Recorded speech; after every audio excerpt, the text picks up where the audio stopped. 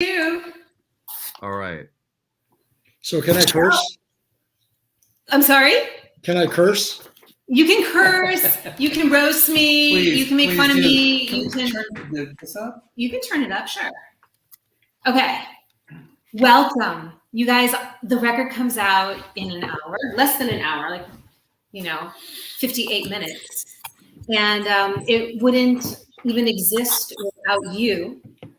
And if you guys weren't in my life, these songs would never have appeared. So I am eternally grateful. And he just happens to be here. No, I'm just kidding. I was gonna say, Paul, where are you? Are you up? Are you on the post? Dude, that's crazy. Zoom situation. Yeah. It's a green screen. That's great. It's awesome. You look so lifelike. It's almost like you're actually there. This is the first time I've seen him in over a year. It's not that unusual, hon. True. But no, I pretty much haven't seen anybody for a year. I haven't seen any of you guys in a year, over a year. Okay, let's start down in the corner. Dave Darling, you've been with me since the very beginning of my career, and it's due to Paul because we were about to go on the road with the Bacon Brothers, and I did not have a CD to sell. So Paul and I had all these demos, and you were working with Meredith Brooks, and he thought you were really cool. And he said, he said, you need to meet my buddy Dave Darling. And we dumped a bunch of ADATs at your studio. That's right. And you took that mess. Yeah. And that's right. What was that first record called? It was called See Red. Oh, that's right. Yeah, it was a good record. I love that record. That was like 42 years ago. 1968 or something, right? Wow. It's not in 1999. It's like 100 years. Something like that. Yeah, 100 years ago, man. I did color my hair for this event, Nice. Okay, and now so Linda, I'm gonna let you guys know how I know Linda.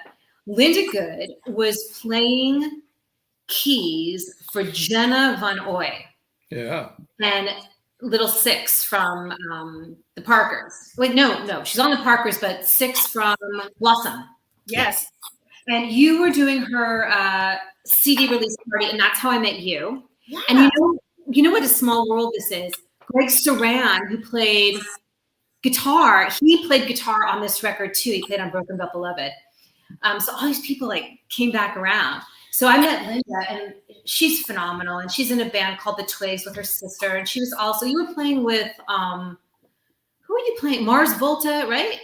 And, yeah, I think at the time, and then I was with Lisa Marie. That's right. Mostly after that, yeah.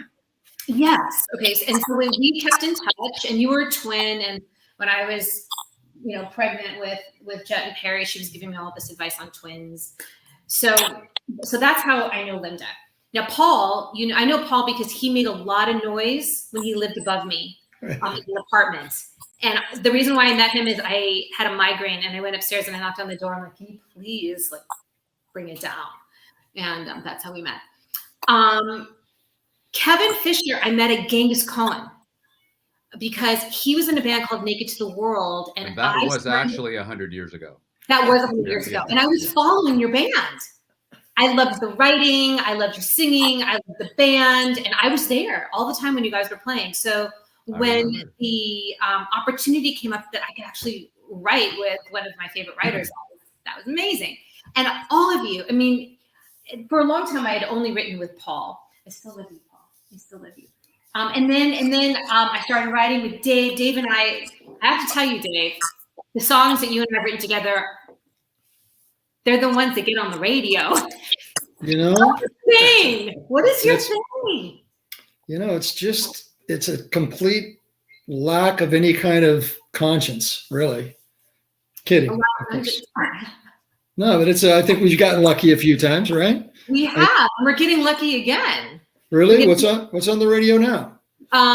What's on the radio? Try is on the radio right now. Lightning on the radio Linda and I wrote that, and we were we just hit a wall, and we gave that song to you, and bingo, lightning struck lightning.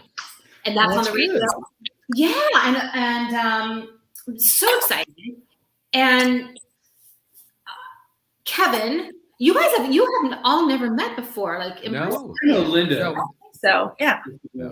Yeah. I mean, I know Paul pretty well. Yeah. Cindy, I've met briefly. Wait, I That's just it. Linda and Kevin, no, nice to see you guys. How are Nice you? to see you as well. I mean, I've heard your names for years and years and years. Absolutely. Yeah. Yeah. So I have a radio question for you, Dave. Yeah. No, because it is true. I mean, those are always the first ones that end up being the singles. So I remember when you wrote like the track to play, and you're like, all right, I've been listening to the radio. You need to have a one word, and it has to have the long A vowel. Like, you're very specific. And I'm like, okay, play, you know? What an asshole. That's such an asshole thing to say. But No, hey, I believe you. You're not No. wrong. I don't know. I Just think, come hey, in. what do we got going on back there? Wait, is there snacks? You know, struggling mother. Trying to release the record, you know? I think I went through a period where I thought that you could actually make things happen by knowing something. Now it's not really, I don't really feel that's the case. Now you just write them and they work or they don't work. But back then I thought that being thoughtful and using some sort of like brain power would get you on the radio, but not really. But sometimes it does work. It works anyway. You have a lucky streak. You do. Yeah. When you told me, when you wrote, when you gave me the track to try, you're like, here's your Americana radio track. And it is. Well, I just thought it was a good song. I mean, it seemed like a pretty good song. So I like that. I like both versions too, by the way. I like what you did with the other one. That was fun. Yeah. We're actually, we played around with that today because we're going to do a live stream tomorrow night. Yeah. And that's the version. It's the second version that we're going to go with, because if you don't have a full band, it's really hard to play that, you know?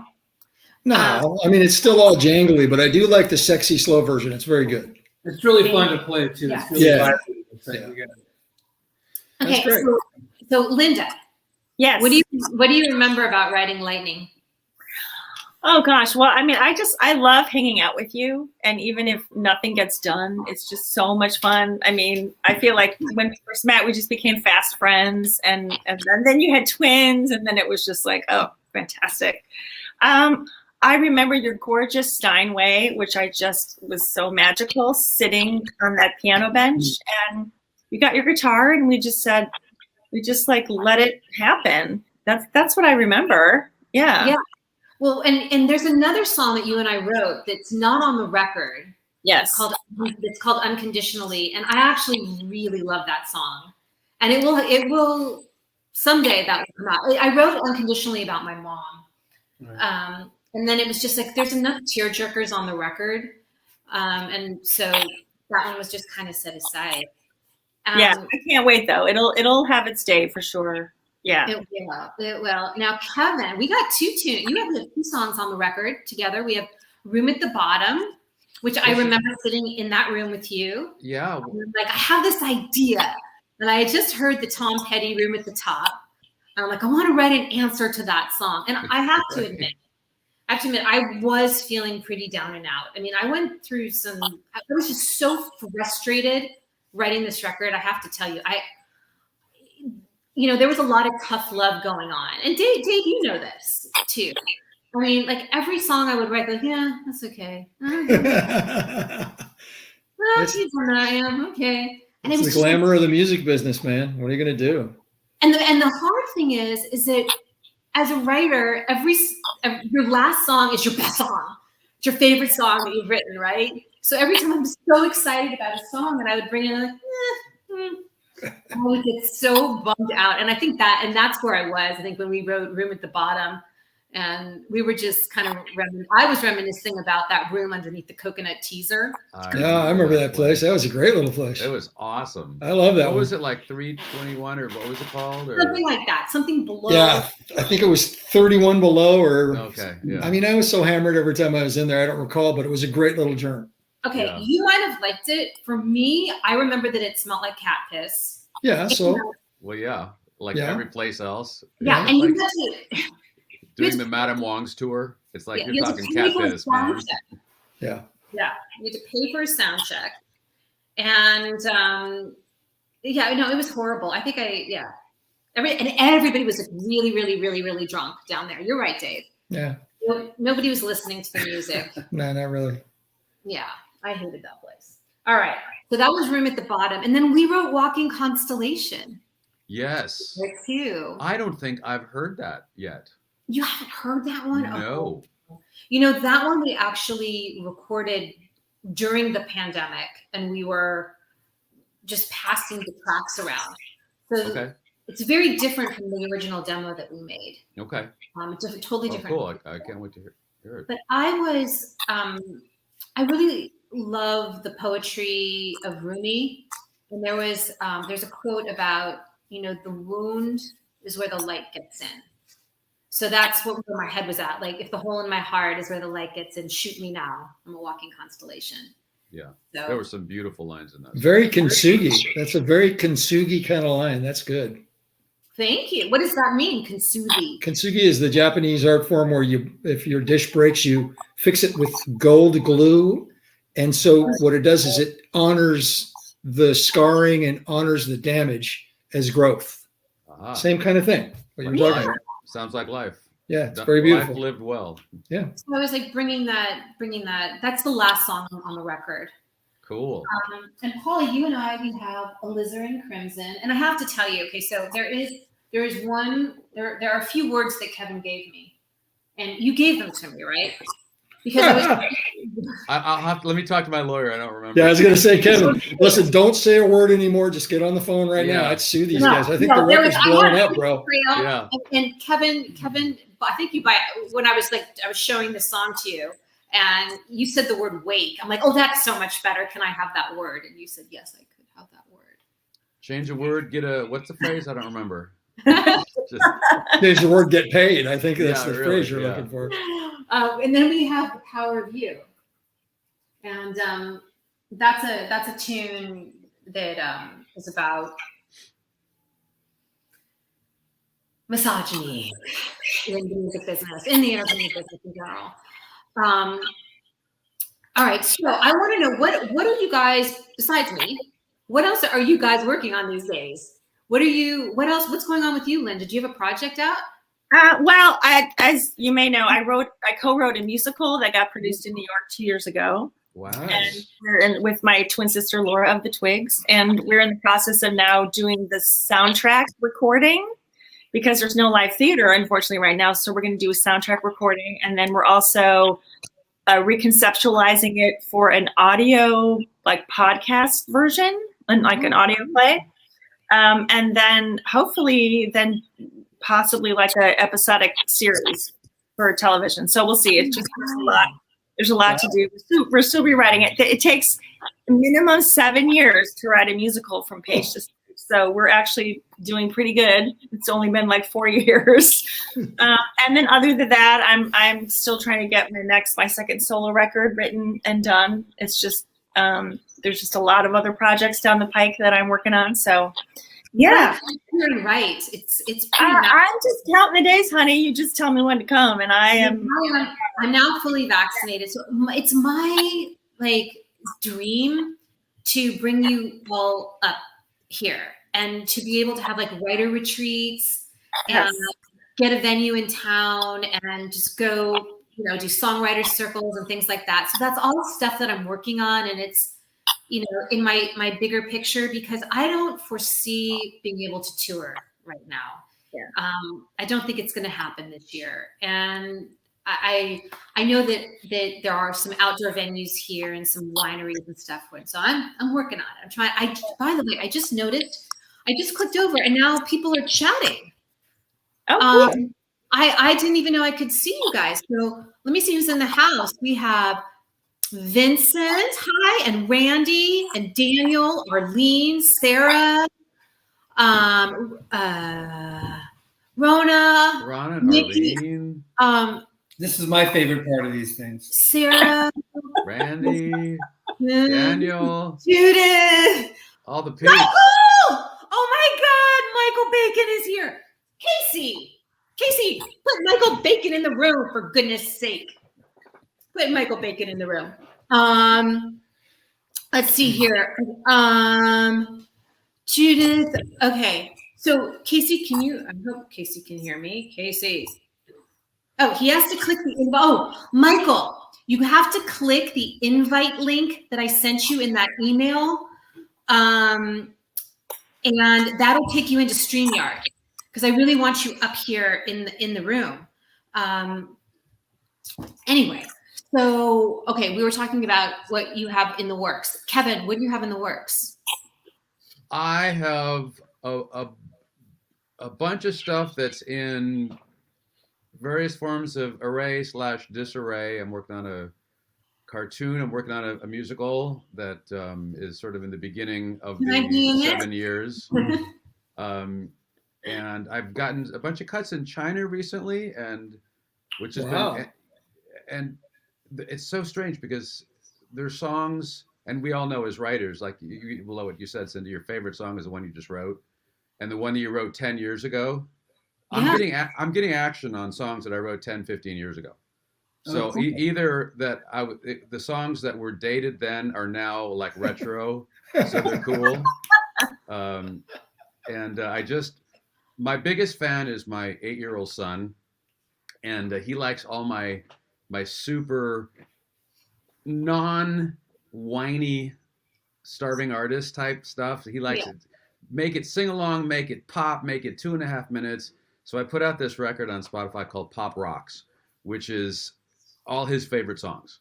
And I got to say, I've gotten more attention for that than all my whiny puppy stuff. You know, my artsy. Yeah. So I've given myself the freedom to not use my lit degree and just write. I start with beats. The first thing I do is I get a beat that I like, and then it's like, and I just poppy love songs, and I'm so enjoying it. I feel like I have refallen in love with music, like I'm in high school again. And it's the first time I heard, you know, whatever Brownsville Station. It's like, wow, yeah. So that's where I'm at. That's awesome. I was going to ask you, Ross Hogarth. What up, Ross? Hey guys. So good to see you. And there's Zacky. What's happening? Hey, Neff, what's going on? How's it going? Hey, boy. Okay, so you guys have to know something. Ross, I have never in my life worked that hard on a song. She's calling you a bitch, bro. That's what's happening right now. No. He gave me, it was like an advanced master's degree in how to be an artist, not just like how to write a song, how to record it, but this overall thing. There was a lot of tough love in there, but you taught me to listen, and you also taught me to fight for what I believe in. And I thank you so much for that, because I think so much of this record and how it all came to pass really is so much due to that mentoring and you being so hard on me. And I am so very grateful for that. Perspective seems to be everything, right, Dave? That's true. You know, that's true. Because I don't look at compassion as being tough. You know, like sometimes it takes a little bit of ruthless compassion. Like you got to care about somebody enough. Like if I don't give a shit, then I'm not going to push. Yeah, if Ross doesn't give a shit, he's the nicest guy in the world. Yeah. But if he cares, he's a teddy bear with a motherfucking chainsaw. You know what I'm saying? He was always nice. That's not. He was always loving, but he was tough. Really? Wait, really? Always nice? Really? To Cindy, I was. Oh, okay, that's good. That's cool. He was just really hard. Okay, I have somebody to back me up here. Zach. Yeah. How hard did I work? Oh, you worked very, very hard on that one. Like that was a tough song to get right. And, you know, a little bit of like the fact that it took a little while was that like it was just the beginning of lockdown. A lot of, you know, kind of finer detail stuff just kind of gets lost in translation as we're just like sending files back and forth. It's just going to take a little bit more time. Right. And then like, you know, again, like if you care, you dig, you know, you got to work hard to make it right. And like, as soon as we knew it was right, we were ready to go in the studio, but you know, it took a sec to get there. Yeah. Well, I remember you and I were standing at the Blue Elan Christmas party, and you kept saying, I want to make the best record I've ever made. And I said, well, you know, you got to, like, it's because we were talking about great records. And I remember I brought up Tea for the Tillerman. And that was a huge influence on me. me. I said, go listen to Tea for the Tillerman, because that record, everything is perfect about it, but it's like, it's not about how much stuff you put on the song. It's about what you put on. And if you have a great song, then you got to be super fragile about what you put on, because you eventually it's just like you trying to put the best frame around the artist, but it's still the song, you know. So I sent you off to go listen to it, and I remember you calling me like a couple of days later, like saying, "Oh my God, this record is amazing. I hadn't listened to it in so long," or whatever, you know. Yeah. You know, and that kind of started like basically me just tossing you material, saying, well, go check this out. You want to make a great record? It's about great songs first. It's not about like David, you know, as record makers, I'm a really good carpenter. Like I know how to build a house, but that doesn't mean the architecture is awesome. You know what I mean? It's like, I'll make it sound good, you know, but is it worth it to do that too? I mean, I think that's the ultimate thing. You know? So that's why. Anyway, you sent me an inspiration list and a lot of songs, and it was interesting because I studied them. Like I really studied them, and there are elements of pretty much everything on your inspiration list in the 30 songs that I wrote for this record, and a lot of them, you know, are still their demos, and they may never see the light of day. They're on my Patreon. If anybody wants to hear those demos, they're on my Patreon. But I was like, what are these elements? Like there were a few things that were in the majority of the song, and I tried to incorporate those when I wrote Broken But Beloved.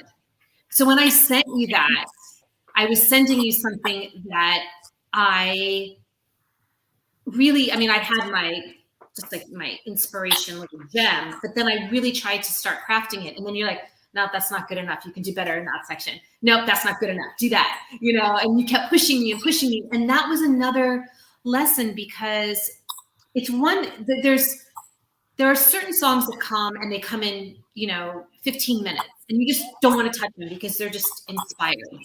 And then there are other songs where you're inspired to start them, but that's when then the craft comes into play. And life was also in play. Like I was going through losing my mom, and we were writing a song about impermanence. And you had given me the track Impermanent Things, Peter Himmelman. And that was my inspiration. And there was another person. What was the girl? Joan Armatrading. You had never listened to Joan. I never listened to her. No. In fact, and that was my inspiration for Power of You, was Down to Zero. But there was a woman that you wanted me to write with, and I never got to write with her, but I was listening to her sing. Well, I had produced a record on someone who ended up has a great career, but prior to being Skylar Grey, her original name, her OG name is Holly Brooke. So I actually produced Holly Brooke's first record when she was Holly Brooke, and Warner Brothers barely put it out. It was one of those records that they put in like a little boat and sail out to sea so it drowns. And it's a real drag because it's an amazing record, and she's an amazing artist, and you know she's got massive hits now. Not like she didn't, you know, she was that. Well, there he is. There's Michael Bacon. It's a real drag because he's amazing. Michael, Zach, Kevin, David. Hey, Michael, I think you're feeding back. You might have to mute yourself if you're not talking. Yeah, you might have to mute the YouTube. Michael, can you mute the YouTube and just listen on StreamYard? Michael, can you mute yourself, buddy? You might have to mute yourself if you're not talking. He's to okay. Don't watch yourself on YouTube. Watch yourself on StreamYard, Michael. He's got himself on 2 different formats. Don't watch yourself on YouTube. Watch yourself on StreamYard, Michael. Oh, poor Michael. Hang on. I'm going to call Michael. I'm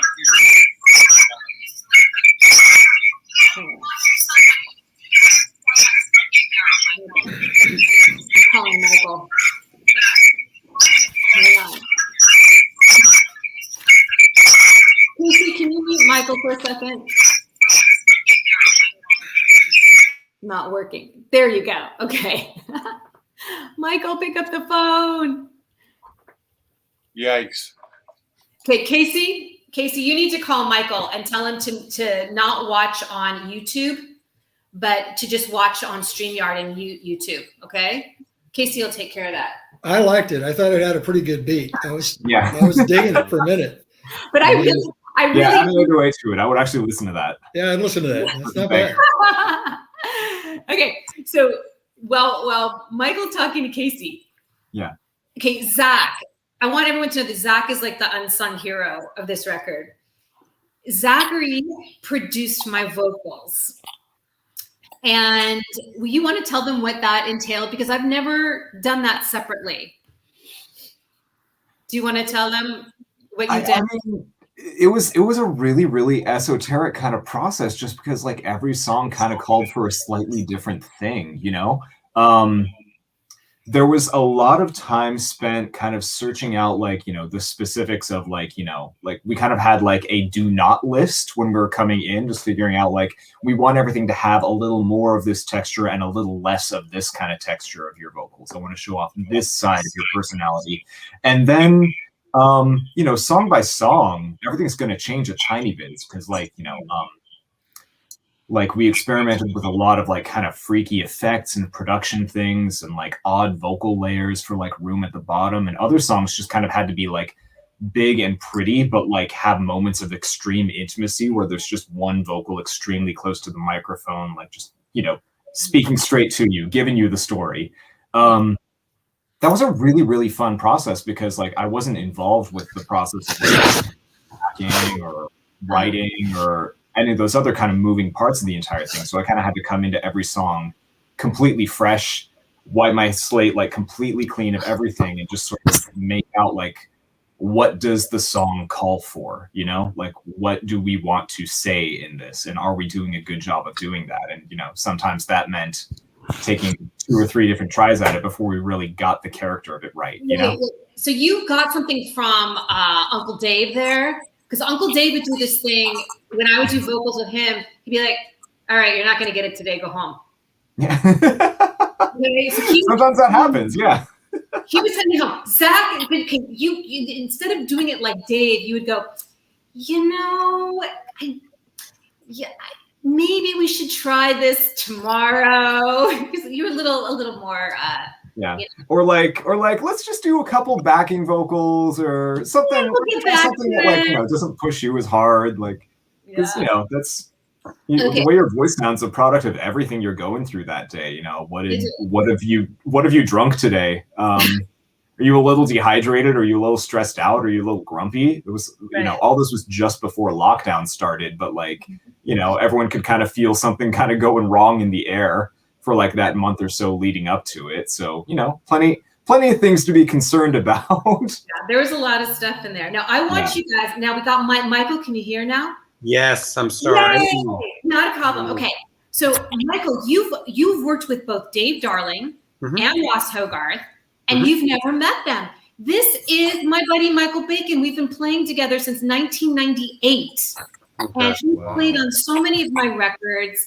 I absolutely love what you did on Broken But Beloved. And I know it was a process. So I wanted you to meet your tour mentor. No, I'm just kidding, Ross. Ross, I'll never work in this internet again. But what Ross created and what he pulled out of all of us, every single person on that track, is brilliant. So I wanted you guys to meet. Yeah, Ross, Nice to I'm a meet you, film Michael. composer, and one of the things that is most devastating is when you're working with someone who doesn't really know what they want, and they're really vague, and they start to, well, that's a little too green and that's a little too yellow. But I really enjoyed working with you because you were so specific. This is good. I don't want that. Do more of that. Do less of that. And to me, as a film composer, that's what I want to hear. To me, as a studio musician, that's also what I wanted to hear.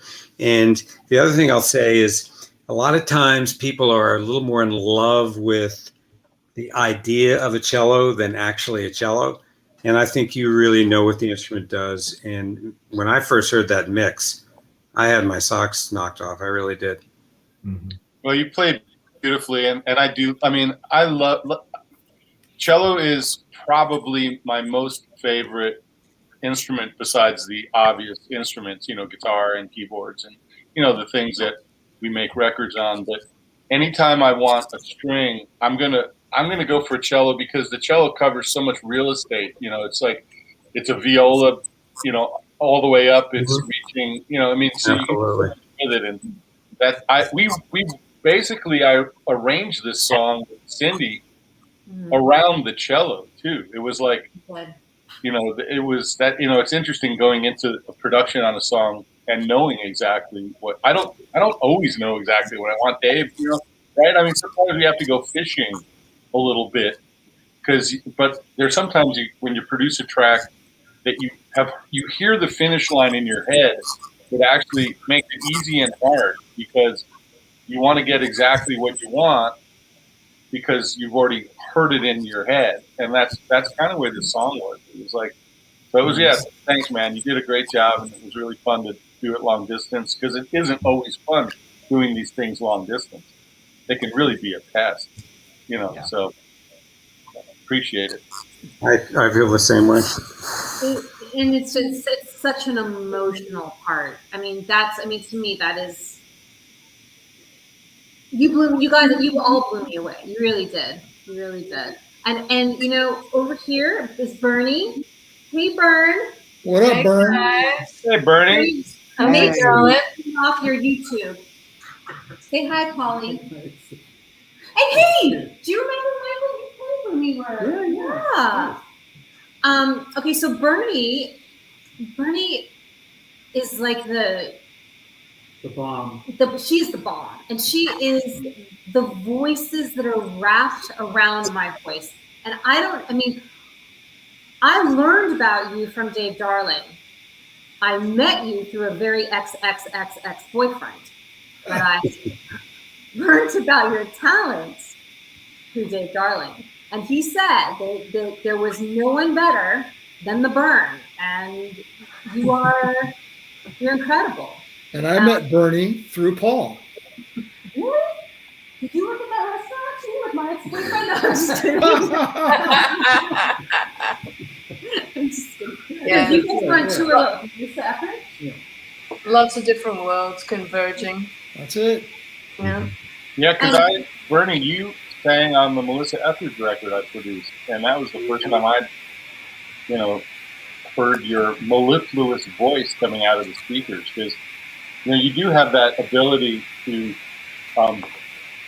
like great vocalists that can actually not overtake the lead singer, which is really an art form to know that you've got to not sing so overpowering that then your voice eats up the lead singer, but it's a quality that fits in, and then you stack yourself so well too. It's like I had kind of like at one point you sent me a whole pile of vocals, and you're like, yeah, you'll probably only want to use like a couple of these. I have to arm wrestle Bernie to not quad everything. Yeah. It's kind of like, no, but it'll sound better if I do it 4 times. It really will. She's usually right, but you know. Yeah. No, she's very specific, right? She's like, I am better when there's 3 of me, right? Yes. Yeah. Yeah. I mean, it's kind of true sometimes. Like I said, we've had to arm wrestle a few times, but and she beats me at the arm wrestle too. But it's all good. Hey, you guys, I have to be in the studio in about 20 minutes, but I'm glad I could drop in, and it's lovely to see all of you guys. I haven't seen any of you for so long. Some of you I haven't seen at all. So nice to meet you. Well, we just have Thank you so much for stopping by, Dave. I mean, we need to just stay right here. Dave and I go back the farthest 35 years, man. Yeah. about anybody on the screen together. We were working together and like laughing and making each other like, you know, hyperventilate. Just like fucking 32 years ago, I think. 30. Well, Like, I'm talking about 1986. Yeah, right. That's right, at Oasis. But yeah, man, we're old guys, and we grew old together in the studios, huh? I love it. Yeah, And that's now, good. and the great thing is having Zach, like, you hand it off, like, is that a pig? That's my cat. It's my Sphinx cat. It's a hairless cat, so Yeah. yes, it's a pig. Yeah, she feels kind of like a pig. She's soft like It's on the tail. Yeah. No, Zacky has taken over the family business. I'm super proud of him. He's just such a badass, you know. And I'm going to Spain. I'll check in from time to time, and we'll see how that goes. But I got to run. Sin, the record is awesome. Good luck with it. I'm sure it's going to go good. All the rest of you guys, I'll see you at breakfast in the next few weeks. All right. You're See on. you guys. All All right. right, Dave. Love you, buddy. Bye. God, you know, it is amazing how everybody is connected. It's so cool. I know, Michael, I know you're super tired because you had to teach tonight, and I wanted to know, can you just let us know before you have to go to sleep what is up next for you with the Bacon Brothers and with your own personal music? Business has really picked up a lot in my scoring. I mean, I'm really busy. Finishing up my spring semester at 2 different colleges that I teach in. And what I'm gathering is that people are getting back to work on the road this summer, and we seem to have some gigs. And yeah, I think I feel really good. Everything's good. So you guys are touring, huh? Wow. As far as I know, yeah, we have some. It's not like a major kind of whole summer thing, but there are definitely some stuff, and we'll regroup and we have. I'm just starting to work on another video from our record we released. I guess it wasn't really a record. Yeah, I guess it was last summer. So, you know, we got a lot of stuff out there, and we were lucky that we had a lot of content over the last year banked. And you know, Kevin did a bunch of videos. I did some videos, and so we've kind of kept out there, I think. Cool. Yeah. That's Cindy, great. can I just say to Michael, I'm such a huge fan of your composition. Even before, like, I knew that you and Cindy knew each other, like all the PBS stuff. So it's so great to see you. It's very I'm sweet. like, yeah, There's more coming, so get ready. can't wait. Well, keep us posted on all that. Okay, we're gonna. Betsy's here with me. Hey, Beth. Hey, am I in? You're in. It's so good to see you. Everyone, this is Betsy. Oh, it's just like You have very well everything. I'm always referenced. in shadow. Just very cool. Shadow woman. Anyway, I'm going to sign off. The We're going to go ghost. to bed. I have to get my second shot tomorrow, so at 8:00. So I'm gonna sign off. We'll go Great to to see you, sleep. Nina. Thank you so much for engaging me in this project as always, and love you. Love your gorgeous voice and all the people that you hang out with that are so great. So all the best. Nice to see you in I'll talk to person, you Michael. And Bye. Yeah, bye. Bye. when I go back to New York and see my, he's gone. Okay. When you go to New York, I'll hook you guys up for Yeah. sure. Okay, so now Bernie, I wanted everybody to know, by the way, if you guys have questions, go ahead and post your questions because Casey can post your questions for us on the screen. So Casey, if there's anybody that has any like pressing question they want to ask, Yeah, I'm watching the YouTube chat too. Like I can throw it out if anyone's got something wild they want to say. Good. Can I good. ask? This is just people saying hi. It's nice to see people just hanging out with each other. Yeah. What is your question, Linda? My question to you is why did you title the record what you did? Because of Michael Bacon.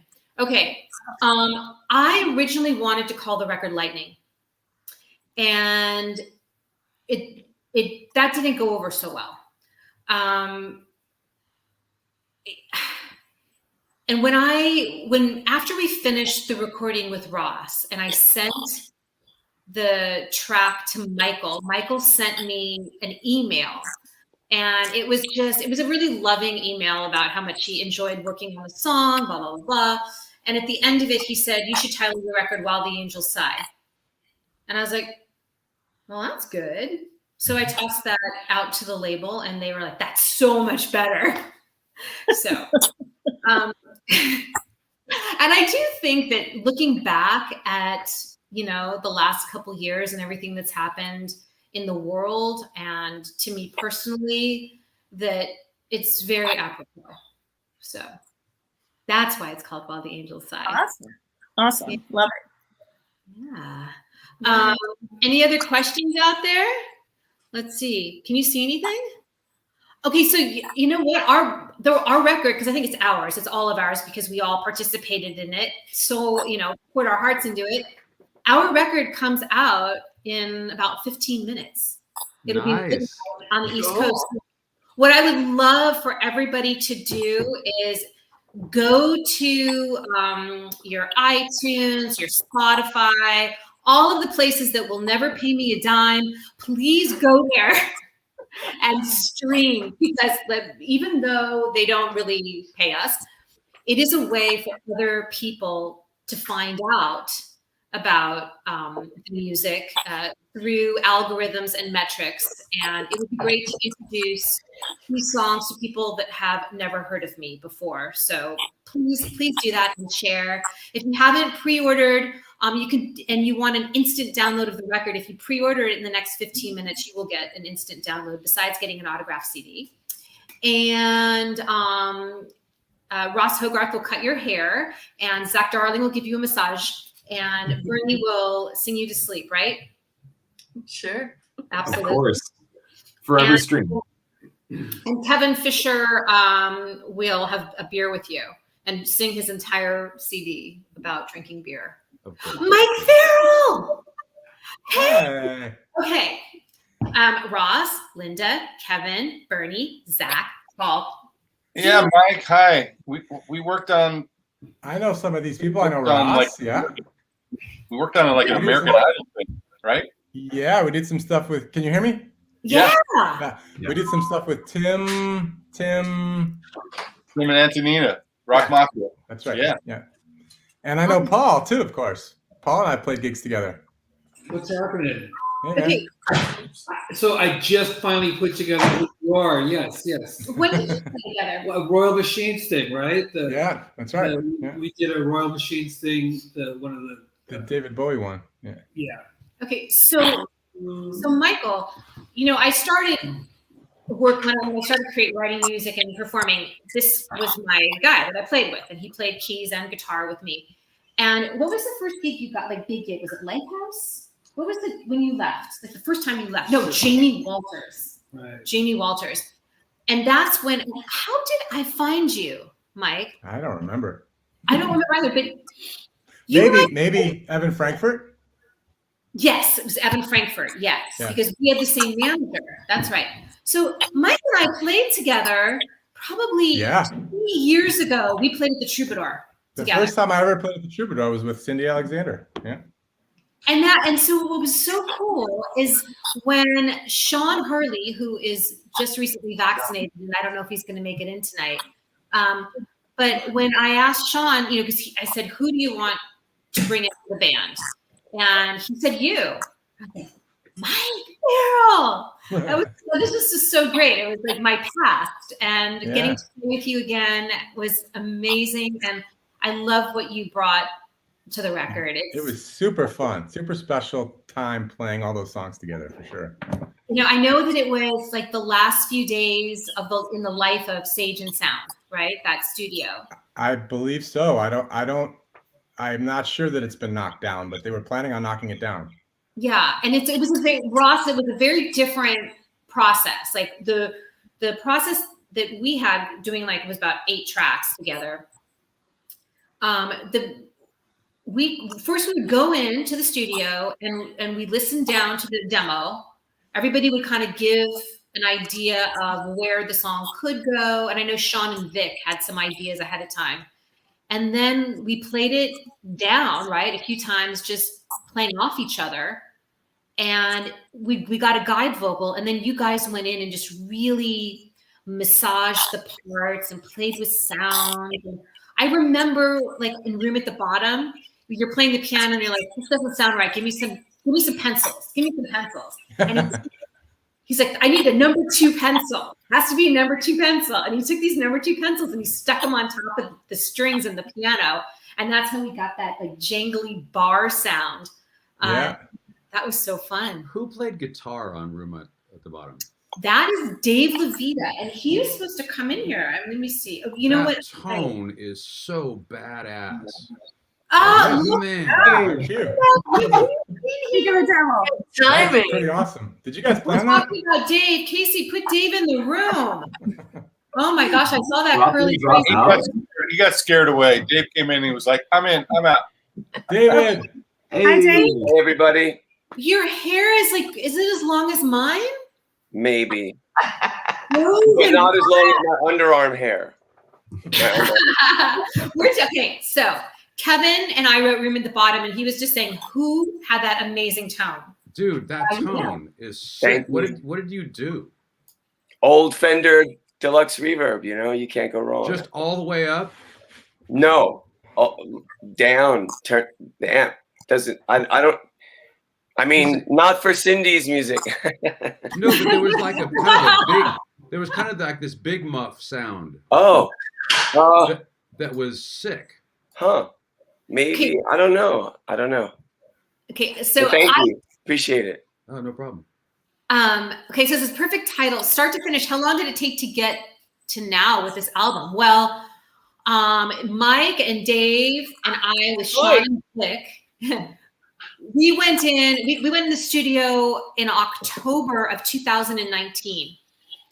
And for the sake of not wasting their time, I did my guide vocals, but I didn't finish my vocals during those sessions. So, and then everybody kind of took a break over the holidays.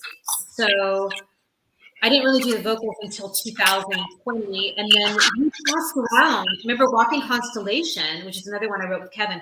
We had to pass around between our home studios. That was a pandemic special, right? We all did that at our various places.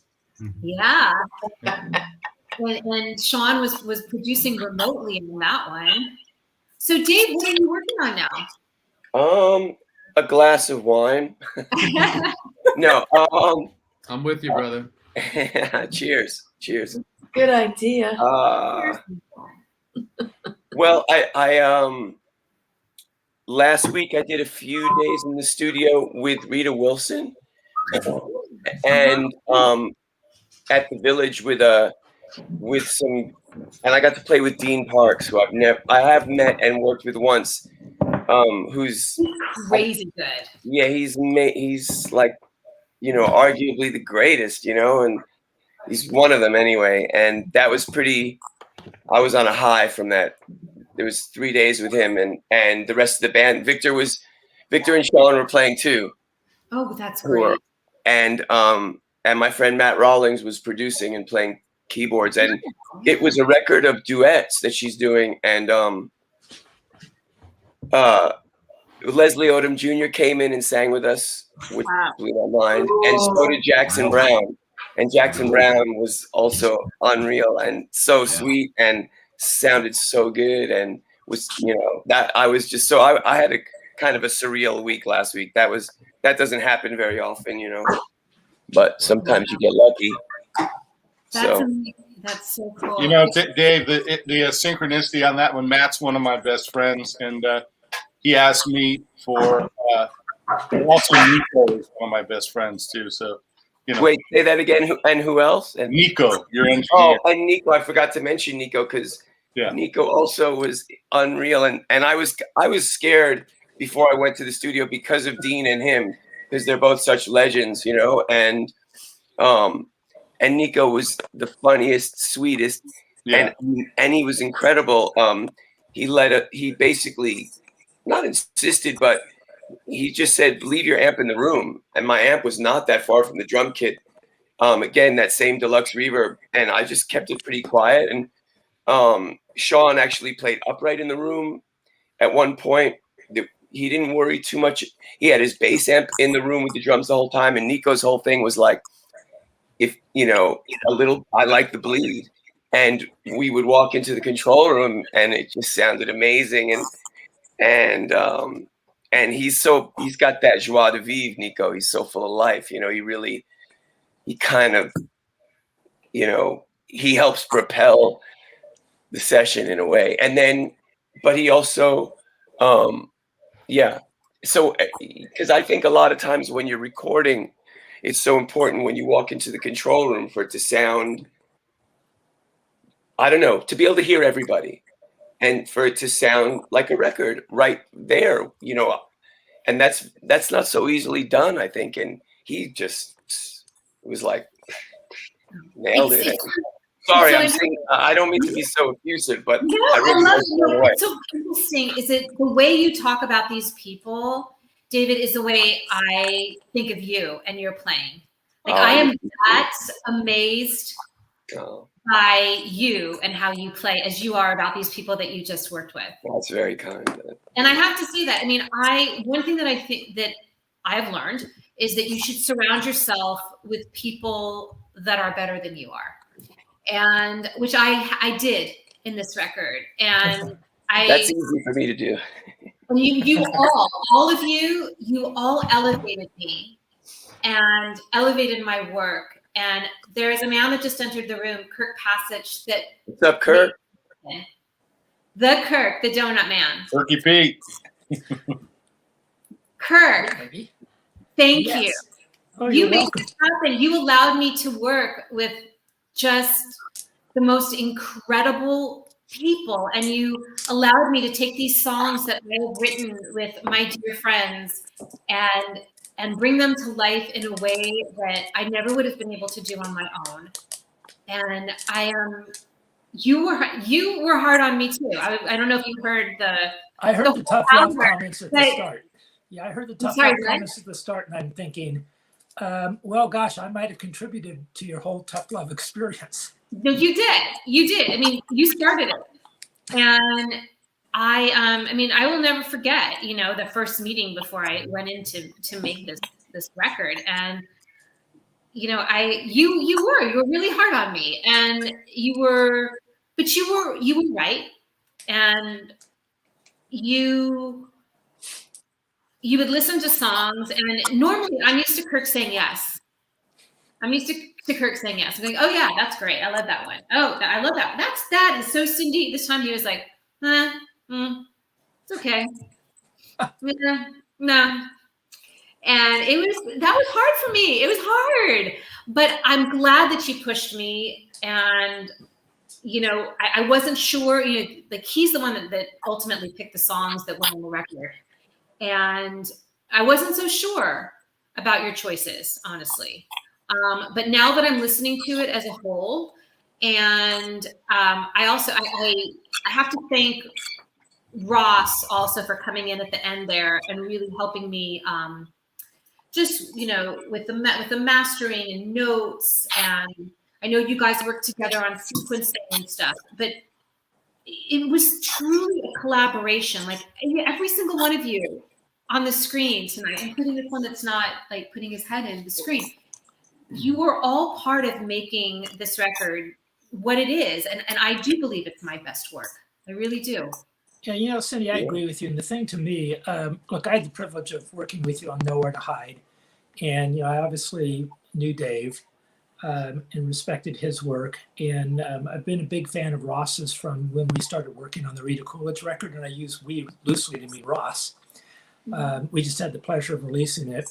And so one time or another, I've worked with almost everybody here in some capacity, whether it's face-to-face or otherwise. But much as I loved your prior records, I knew you had, in my view, what would be a career-defining record. So I knew I had to push you to be the best that you could be and to work with the people that you were really comfortable with. And look, I love Nowhere to Hide. I love that experience, but I think this is the best record you've done. And I mean, no disrespect to anybody else, but it is so you. And I think the way you pulled in everybody else, the contributions everybody else made, makes this a really special record. There are 4 tracks now getting radio play off of this record. We've just started that. And I think that's a reflection that you are getting 4 tracks, and it's being played on Americana, it's being played on AAA, it's being played on non-com. And it's really tough out there right now. So the fact that this record, I know I have something to do with the whole concept of lightning, but as you know, my view, you want to tell them? You're not blonde and you're not 20, and it makes it hard. But you've overcome that, in my view, to deliver a terrific record, and everyone's involvement helped make it so. I just stayed out of the way. I know. I do remember, like, after when Dave and Mike and me and Sean and Vic were in, and I said, "Do you want to come in? Do you want to come in?" And he's like, "Well, just send me what you're doing so far." And I sent you some reps, and he's like, "Nope, just do what you're doing." So. Well, you called Kirk the donut man, but like sometimes it's not easy being the hole in the donut too. It's. I can explain that. Wow. That metaphor just got trampled. Well, I'm actually part of it. I'm kidding, but the other part I'm totally serious about. Like, if you're going to run a record company, own and run a record company, sometimes what you don't say, like staying out of the way, is like as important as what you do say. Because if you try to do what they do, sometimes that you get the better result than if you lean on them and make them feel uncomfortable to the point that they're worried that because I don't know any artist or any musician that doesn't have self-doubt, myself included. And if you question me enough, I'll question me more, because I question myself more than anyone can question me. I have more negative internal conversations than anyone can ever have about me. Seriously. So, someone like Kirk that trusts people and lets them do what they do, I think often you get the best result that way. And that's my whole donut analogy. He also brings great donuts to the studio. So. He does. Only the finest. Yeah, no, he definitely knows how to throw a party in the studio. Also one vote for making records the old-fashioned way, which is all the musicians sitting in a room playing music with each other, and as opposed to Wow, that's when the magic really happens, I think. Yeah, that's what we did. Well, you guys, thank you for being part of the magic. And guess what? The record's out. It's officially out. I'm so excited. And tomorrow night, Holly and I and our new friend Jesse DiCarlo, who I met since I've moved up here to Carmel Highlands, up in Big Sur, we're doing a live stream tomorrow night on my YouTube channel. And hopefully Casey will put that in the comments. If you go over and subscribe to my YouTube channel, we're going live at 7 p.m. An interactive stream just like this. You'll be able to ask questions. And I'm actually playing live with a person in the same room. I'm super excited. So thank you all for your time, for being here. You're all very special to me. And I can't thank you from the bottom of my heart for being a part of this record. So love you, Sam. Thanks, Cindy. I love the work we did, and I think your record's great, and appreciate you. Thank you. Right back at you guys. All right, have a great night, and I will talk to you and hopefully see you and hug you all in person soon. All right. Nice meeting you all. Bye. You too. Bye.